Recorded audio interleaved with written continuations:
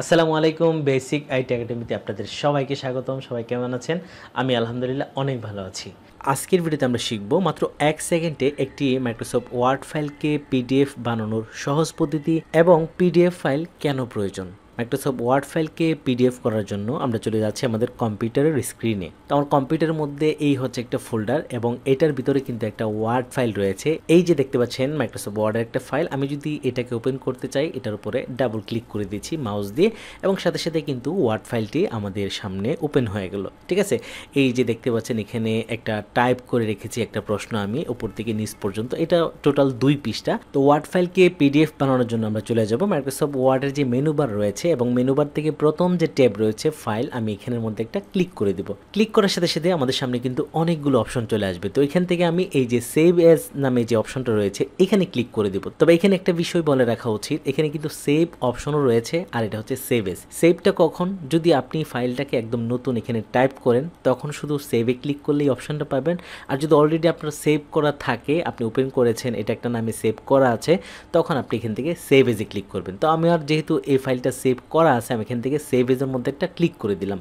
Save এজে click করার সাথে সাথে এই পাশে দেখেন সেভ এজের অনেকগুলো অপশন চলে আসবে। এই অপশনগুলো মানে হচ্ছে আমি আসলে এই ফাইলটাকে পিডিএফ করে কোন জায়গায় রাখতে চাই সেই জায়গাটাকে সিলেক্ট করে দেব। আমি কি এটাকে ডকুমেন্টে রাখতে চাই, আমি এটাকে ডেস্কটপে রাখতে চাই, অথবা আমি যে ফোল্ডার থেকে ওয়ার্ড ফাইলটা ওপেন করেছি ওই ফাইলের মধ্যেই পিডিএফটা রাখতে চাই, তখনই আমাকে এখান থেকে ব্রাউজ নামে যে অপশনটা রয়েছে এখানে একটা ক্লিক করে দিব। ক্লিক করার সাথে সাথে সেভ করার জায়গাটা কিন্তু আমাদের সামনে চলে আসলো। এখানে আসলে আমি যেই জায়গা থেকে ওয়ার্ড ফাইলটা ওপেন করেছি ওই জায়গাটাই দেখাচ্ছে। আপনি চাইলে এখান থেকে মানে পিকচারের মধ্যে রাখতে পারেন, ডেস্কটপের মধ্যে রাখতে পারেন, আপনার যেখানে ইচ্ছে সেই ফোল্ডারের মধ্যে কিন্তু রাখতে পারেন। তো আমি এই ফাইলের মধ্যে রাখতে চাই। তো এখানে এখন যে বিষয়টা, আমি যদি চাই যে এই যে ফাইল নেম যে নামে আছে সেই নামে থাকবে, শুধু এটা পিডিএফ হবে।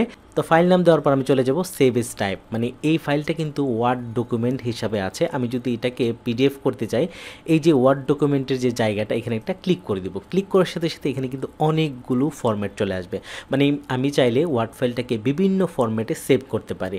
ঠিক আছে, তো এর মধ্যে একটা বিষয় হচ্ছে পিডিএফ। তো আমি এখান থেকে খুব সহজেই এই যে দেখতে পাচ্ছেন পিডিএফ লেখা আছে, আমি এইটা সিলেক্ট করে দেব। আপনি চাইলে অন্য কোনো ফরম্যাটে ওখান থেকে সিলেক্ট করে সেভ করতে পারেন।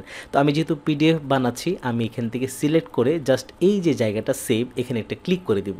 তো এতক্ষণ অনেকেই ভাবতে পারেন যে আপনি তো বললেন যে 1 সেকেন্ড, তো আসলে যে 1 সেকেন্ড লাগে বা আর এর চেয়েও কম লাগবে সেটা এখন দেখেন। আমি কিন্তু এতক্ষণ আপনাদেরকে বুঝালাম, কিন্তু হইতে কতক্ষণ লাগে সেটা দেখেন।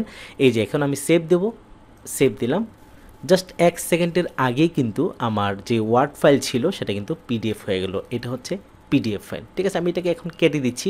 কেটে দিয়ে আমি যেখান থেকে ফাইলটা ওপেন করেছিলাম ওই ফোল্ডারে চলে যাচ্ছি। এই যে দেখেন এখানে ছিল কিন্তু একটা ওয়ার্ড ফাইল, এখন কিন্তু আরেকটা পিডিএফ ফাইল এখানে অ্যাড হয়ে গেল। আমি যে ফাইলটাকে পিডিএফ বানালাম আমি এটাকে একটু ওপেন করি, দেখি পিডিএফটা কেমন হয়েছে। ক্লিক করার সাথে সাথেই পিডিএফ ফাইলটা কিন্তু আমাদের সামনে ওপেন হয়ে গেল। এটা কিন্তু একটা পিডিএফ ফাইল হয়ে গেল। ঠিক আছে, তো আশা করি খুব সহজেই মাত্র 1 সেকেন্ডেরও কম সময়ে আমরা ওয়ার্ড থেকে একটা পিডিএফ বানিয়ে ফেললাম। তো আমার পিডিএফ বানানো শেষ। যারা শুধু পিডিএফ দেখার জন্য ভিডিওতে ক্লিক করেছেন তাদের জন্য এতটুকু, আর যারা আরেকটু জানতে চান তাদের জন্য আরেকটু। তো মাইক্রোসফট ওয়ার্ড থেকে পিডিএফ বানানোর জন্য আসলে মাইক্রোসফট ওয়ার্ডের কোন ভার্সন আমি ইউজ করেছি সেটা আপনাদের সাথে শেয়ার করতে চাই এবং কোন ভার্সন থেকে পিডিএফ বানানো যায় সেটাও বলতে চাই। যেমন আমি এখানে যে সফটওয়্যারটি ইউজ করেছি মাইক্রোসফট অফিসের, সেটা হচ্ছে 2021। আর এখানে বলে রাখা উচিত মাইক্রোসফট অফিসের 16 ভার্সন থেকে কিন্তু পিডিএফ বানানোর মানে যে অপশনটা সেটা অ্যাড করা আছে।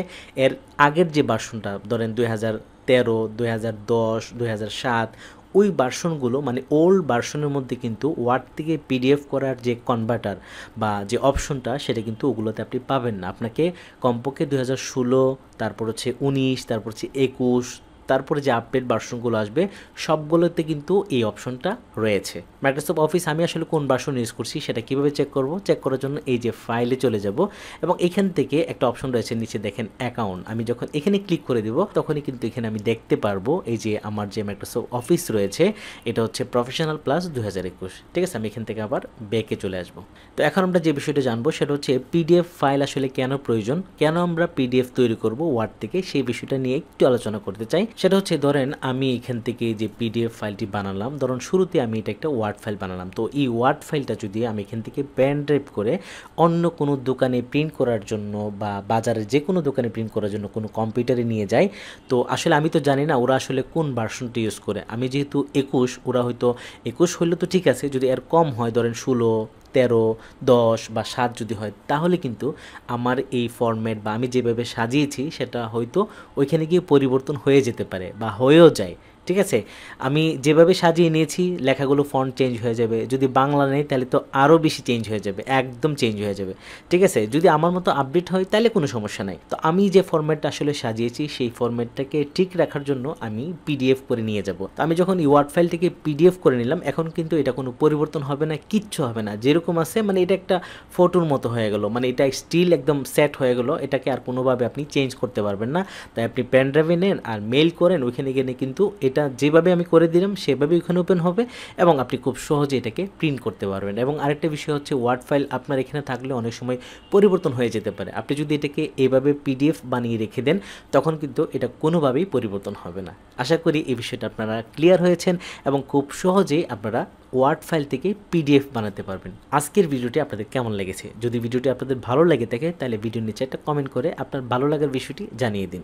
এই ভিডিওটি অন্যদের জন্য প্রয়োজনীয় মনে হলে আপনার পরিচিত সবার কাছে শেয়ার করে দিন। দেখা হচ্ছে পরবর্তী ভিডিওতে। ভালো থাকবেন সবাই। আল্লাহ হাফেজ।